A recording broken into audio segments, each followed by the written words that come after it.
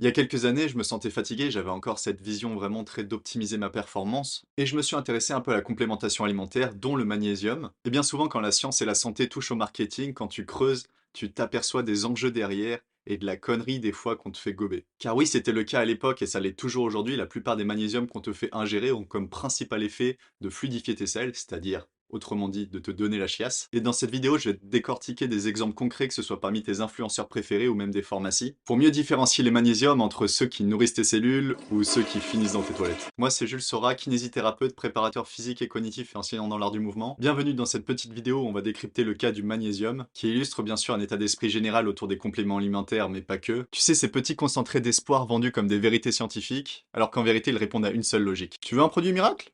T'inquiète, on va t'en fabriquer un. Tu vas voir, c'est l'exemple parfait pour comprendre que c'est pas parce que tout le monde le dit, même dans la science, que c'est vrai. Allez, c'est parti! C'est là ta dernière chance. Choisis la pilule bleue et tout s'arrête.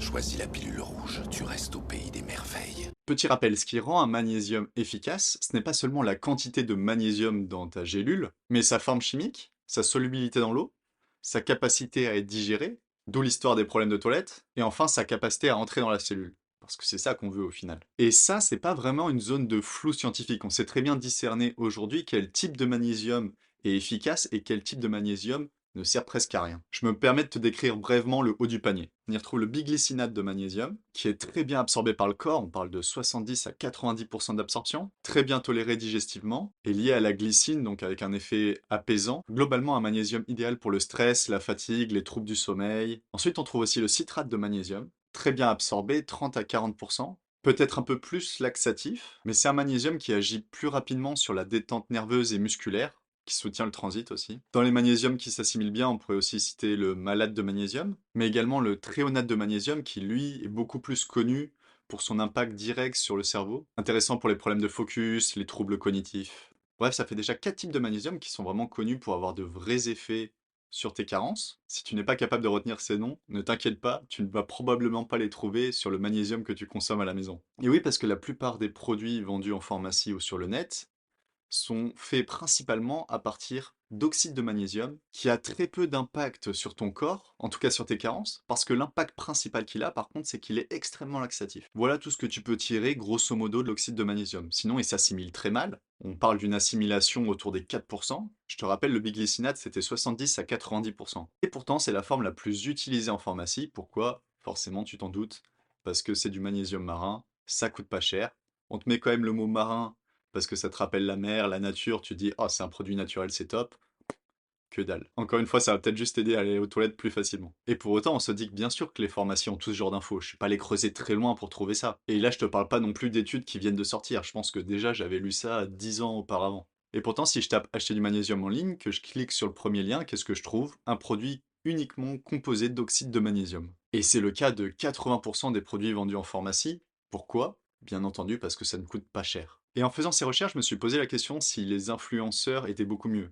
Typiquement, les influenceurs vraiment en vogue, je me dis avec le retour qu'ils ont, la population qu'ils ont, peut-être que ils vont aller pousser le délire plus loin. Ils vont se dire, bon, potentiellement mes abonnés vont être prêts à acheter le truc plus cher. En plus, si quelqu'un s'aperçoit de la supercherie, ça va un peu me retomber dessus. Donc je me suis dit, si je cherche une des influenceuses fitness les plus connues et les produits compléments alimentaires qu'elle vend, qu'est-ce que je trouve? Alors encore une fois, j'ai rien en particulier contre cette influenceuse, je vais même pas citer son nom, bon tu l'as peut-être vu sur la miniature de la vidéo. Et qu'est-ce qu'on observe dans la liste des ingrédients de son magnésium? Eh bien, on retrouve du citrate de magnésium, du malate de magnésium et de l'oxyde de magnésium.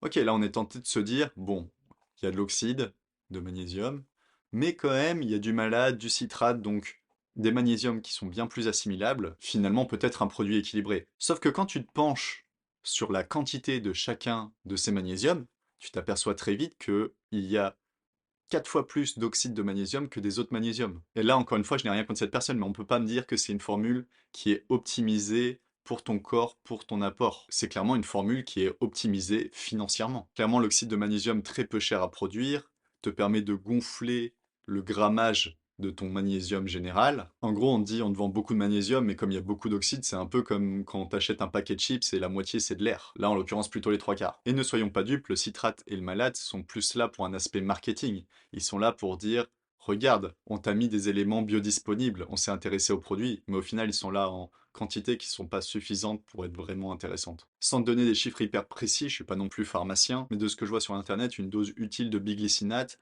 se retrouverait plutôt entre 200 et 300 mg. Et là, en l'occurrence, tu es plutôt sur 40 à 60 mg utiles sur les 350 affichés, promis par le produit sur le site de cette influenceuse. Et encore une fois, je n'ai rien spécialement contre cette influenceuse, j'ai vraiment pas eu à creuser très loin, j'ai vraiment pris le premier produit des influenceuses, le premier produit pharmacie proposé par Google, et au contraire, je pense que ça reflète le fait que tout le marché est pollué un peu de la même façon. Alors encore une fois, il y a des acteurs qui sont beaucoup plus attentifs à leurs produits, je pense à NutriPure à l'époque, et encore dans les pharmacies, c'est encore pire, ils s'embêtent même pas à te mettre du biglycinate ou quoi que ce soit, ils te chient ouvertement à la gueule, ils te vendent leur oxyde de magnésium qui te file la chasse point barre. Et je vais aussi t'avouer qu'à l'heure d'aujourd'hui, je ne me complémente pas personnellement de cette façon, et je trouve que l'état d'esprit derrière tout ça est souvent un peu con. Je t'explique. Alors oui, le magnésium est un vrai besoin, oui, le magnésium est quelque chose d'utile pour ton corps, de primordial. Il influence ton système nerveux, tes muscles, ton sommeil, ton métabolisme. Mais selon l'ANSI, il y a entre 15 et 30%